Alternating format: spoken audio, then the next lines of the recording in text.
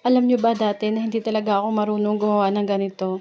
Pero one time na gumawa ako ng ganitong baked macaroni, as in baked talaga siya. Nagustuhan una ng husband ko at doon nga sabi niya, "But why not na hindi ko ba i-try, subukan ko."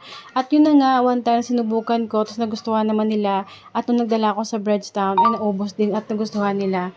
Kaya ayun, tuloy-tuloy ko na. At hindi lang nga isa, dalawa ang binibili nila at ito pa nga, tinitake home pa nila. 'Di ba nakakatuwa na nagustuhan nila at dinadala pa nila itong pasalubong sa kanilang pamilya? O 'di ba? Kaya wag po kayong mag-alala guys, mas maigihan ko pa. At lalong sasarapan ko pa syempre.